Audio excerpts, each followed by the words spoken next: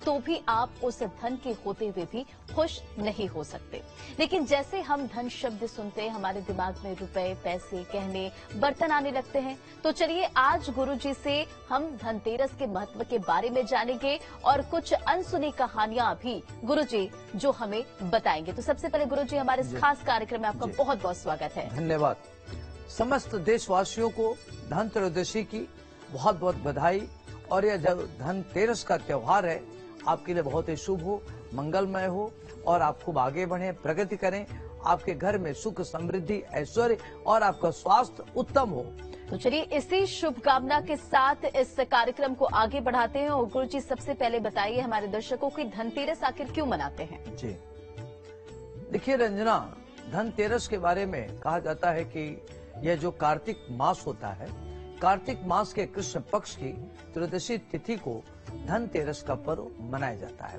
शास्त्रों के अनुसार इस तिथि को समुद्र मंथन के समय जब भगवान धन्वंतरी अमृत कलश लेकर प्रकट हुए थे, इस वजह से इस तिथि को धनतेरस या धनत्रयोदशी के नाम से जाना जाता है। कहते कि भगवान धन्वंतरी के अलावा इस दिन माता लक्ष्मी, धन के देवता कुबेर और मृत्यु के देवता यमराज की भी पूजा की जाती है।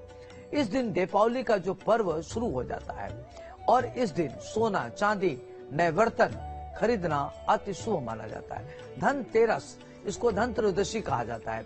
आज के दिन अगर आप कोई भी धन खरीदते हैं या कोई काम करते हैं तो कहते हैं कि 13 गुना बढ़ के मिलता है, इसलिए इसको धनत्रयोदशी के रूप में जाना जाता है। तो धनतेरस क्यों बनाते हैं और इस दिन क्या करें ये तो गुरुजी ने बता दिया। अब हमारे दर्शकों को ये बताइए गुरुजी कि धनतेरस के पीछे की पौराणिक कथा क्या है? जी देखिए रंजना, जो धनतेरस होता है, कहते हैं कि एक बार मृत्यु के देवता जो यमराज हैं, यमदूतों से प्रश्न किया कि क्या कभी मनुष्य के प्राण लेने में तुमको कभी किसी पर दया आती है?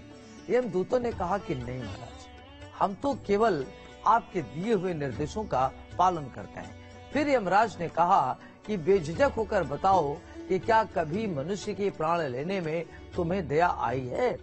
तब तक एक यमदूत ने कहा कि महाराज एक बार की बात है कि एक घटना हुई जिससे लेकर मेरा हृदय काफी दुखी हुआ। आपको कहानी में बताता हूँ जिसको देखकर मेरा मन पसीज गया। एक हंस नाम का राजा शिकार पर गया था और वह जंगल के रास्ते भटक गया था और भटकते भटकते दूसरे राज्य की सीमा पर चला गया। वहाँ एक हेमा नाम का शासक था। उसने पड़ोस के राजा का आदर सत्कार किया। उसी दिन राजा की पत्नी ने एक पुत्र को जन्म भी दिया। ज्योतिषियों ने ग्रह नक्षत्र के आधार पर बताया कि इस बालक की विवाह के बाद इसकी मृत्यु हो जाएगी। तब राजा ने आदेश दिया कि इस बालक को यमुना तट पर एक गुफा में ब्रह्मचारी के रूप में रख दिया जाए और स्त्रियों की परछाई से उसे दूर रखा जाए, ऐसे जगह रखा जाए जहां महिलाएं उसके पास न भटकें। लेकिन विधि का विधान महत्वपूर्ण होता है और जो विधि को मंजूर होता है वही होता है। संजोगवश राजा हंस की पुत्री यमुना तट पर चली गई और वहां राजा के पुत्र को देखा। दोनों ने मिलकर गंधर्व विवाह कर लिया। इसके बाद कहते हैं कि विवाह के 4 दिन बाद ही राजा के पुत्र की मृत्यु हो गई। तब यमदूत ने कहा कि उस नवविवाहिता का जो करुण क्रंदन था, करुण विलाप था, उसे सुनकर हृदय द्रवित हो गया। सारी बातें सुनकर यमराज ने कहा कि क्या करें, यह तो विधि का विधान है और मर्यादा में रहते हुए यह काम करना पड़ा। तब यमदूतों ने पूछा कि ऐसा कोई उपाय है जिससे व्यक्ति का काल मृत्यु से बचा जाए? तब जो यमराज ने कहा कि धनतेरस के दिन विधि विधान के साथ पूजा अर्चना करना और दीपदान करने से अकाल मृत्यु नहीं होती है। इसी घटना की वजह से धनतेरस के दिन भगवान धन्वंतरी और माता लक्ष्मी जी की पूजा का विधान है और दीपदान किया जाता है। और इसमें एक और कहानी है। कहते हैं कि जो बहन भाई अपने यमुना नदी के किनारे धनतेरस के दिन अगर दीप प्रज्वलित करते हैं तो उनको अकाल मृत्यु छू नहीं सकता। धनतेरस से जुड़ी एक और दूसरी कथा है कि कार्तिक कृष्ण त्रयोदशी के दिन देवताओं के कार्यों में बाधा डालने के कारण भगवान विष्णु ने असुरों के गुरु शुक्राचार्य की एक आंख फोड़ दी थी। कथा के अनुसार देवताओं को राजा बलि के भय से मुक्ति दिलाने के लिए स्वयं पार ब्रह्म परमेश्वर भगवान विष्णु ने वामन रूप का अवतार लिया और राजा बलि के यज्ञ स्थल पर पहुंचे। शुक्राचार्य ने वामन के इस रूप को समझ गए कि यह भगवान विष्णु को पहचान लिया। उनको देखते ही राजा बलि ने आग्रह किया कि वामन को कुछ भी मांगे उनको इनकार कर दीजिए। वामन साक्षात भगवान विष्णु के अवतार हैं। वो देवताओं की सहायता करने के लिए तुमसे सब कुछ छीनने आए हैं। बलि ने शुक्राचार्य की बात नहीं मानी और वामन भगवान द्वारा मांगी गई 3 पग भूमि दान करने के लिए कमंडल से जल लेकर संकल्प लेने लगे। बलि को दान से रोकने के लिए शुक्राचार्य ने राजा बलि के कमंडल में लघु रूप धारण करके प्रवेश कर गए। इससे कमंडल से जल निकलने का मार्ग बंद हो गया। वामन भगवान ने क्या किया कि शुक्राचार्य की चाल को समझ गए और भगवान वामन ने अपने हाथ में रखे हुए कुशा से कमंडल को ऐसे रखा कि शुक्राचार्य की एक आंख फूट गई। शुक्राचार्य छटपटा कर रह गए और कमंडल से निकलकर भाग गए। बलि ने संकल्प लेकर 3 पग भगवान वामन को भूमि दान कर दिया। उसके बाद भगवान वामन ने अपने एक पैर से संपूर्ण पृथ्वी को नाप लिया और दूसरे पग से अंतरिक्ष को और तीसरे पग रखने के लिए उनके पास कोई स्थान नहीं होने पर बलि ने अपने सिर वामन भगवान के चरणों पर रख दिया। बलिदान में अपना सब कुछ गंवा बैठा। इस तरह बलि के भय से देवताओं की मुक्ति मिल चुकी थी और बलि ने जो धन संपत्ति देवताओं से छीना था उससे उसकी कई गुना धन संपत्ति देवताओं को मिल गई। इस उपलक्ष्य में धनतेरस का त्योहार मनाया जाता है। तो गुरुजी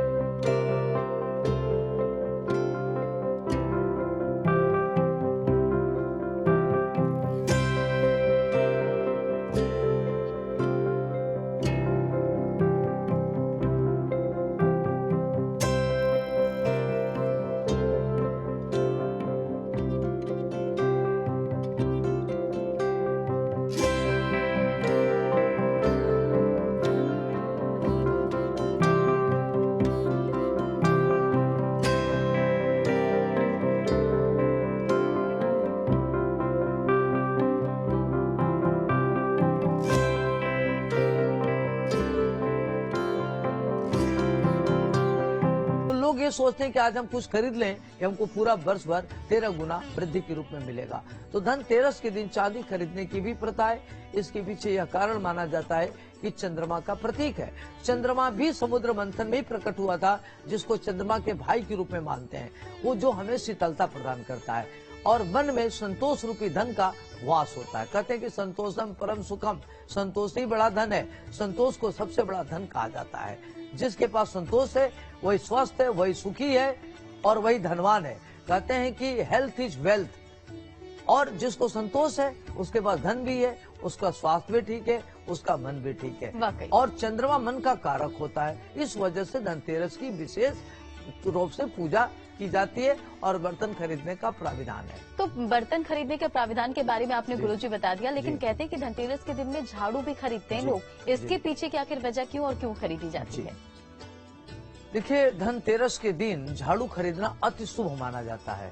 कहते हैं कि जब झाड़ू माँ लक्ष्मी का प्रतीक माना जाता है, इसलिए धनतेरस पर अगर आप झाड़ू इत्यादि खरीदते हैं तो झाड़ू खरीदने का प्राविधान है और उससे कहते हैं कि इससे माता लक्ष्मी खुश होती हैं, आपके घर में धन आता है।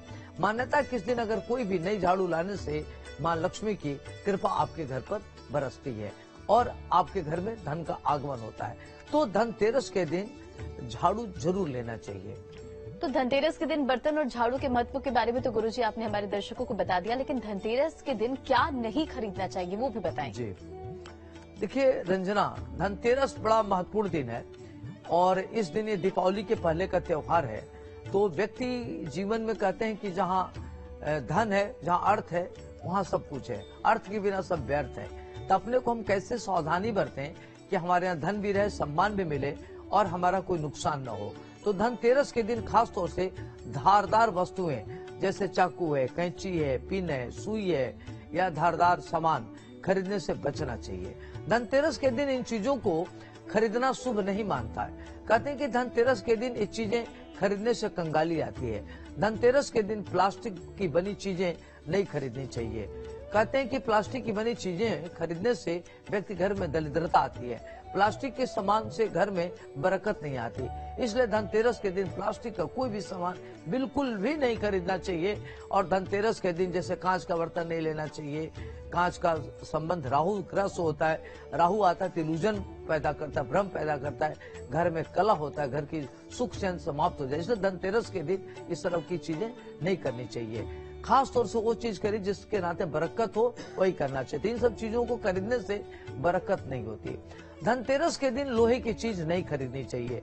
ज्योतिष शास्त्र के अनुसार लोहे को शनिदेव का कारक माना जाता है। कहते हैं कि शनिदेव का आना शुभ नहीं मानते। लक्ष्मी का आगमन तो शुभ माना जाता है, लेकिन शनि का आना शुभ नहीं मानते। तो धनतेरस के दिन भूल करके भी लोहे की चीजें न खरीदने, इससे धन कुबेर की कृपा आपके ऊपर प्राप्त नहीं होती।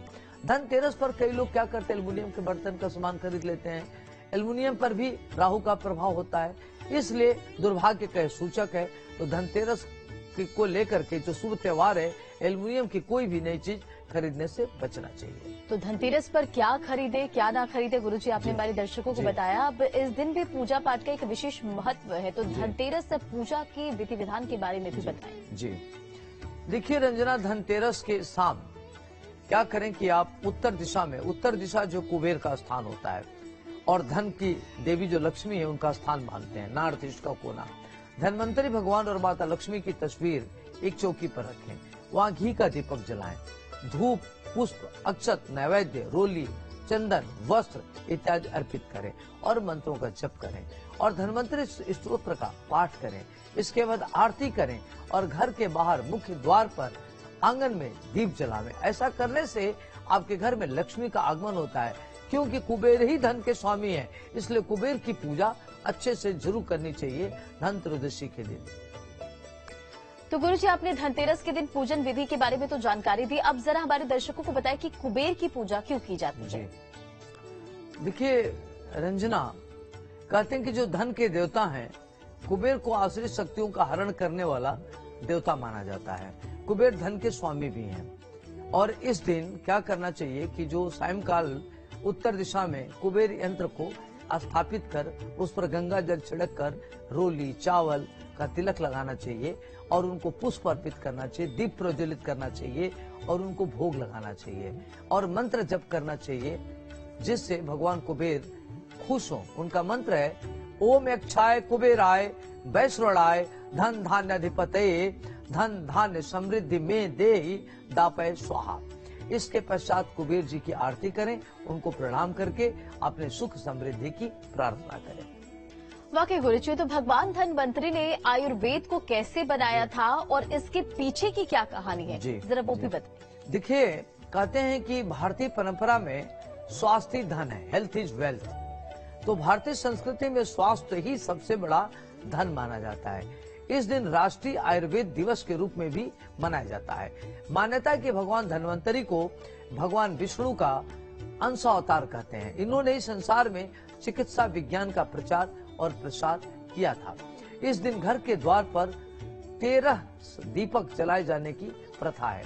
धनतेरस 2 शब्दों से मिलकर बना है। पहला है धन और दूसरा होता है तेरस, धन प्लस तेरस, जिसका अर्थ होता है धन का 13 गुना।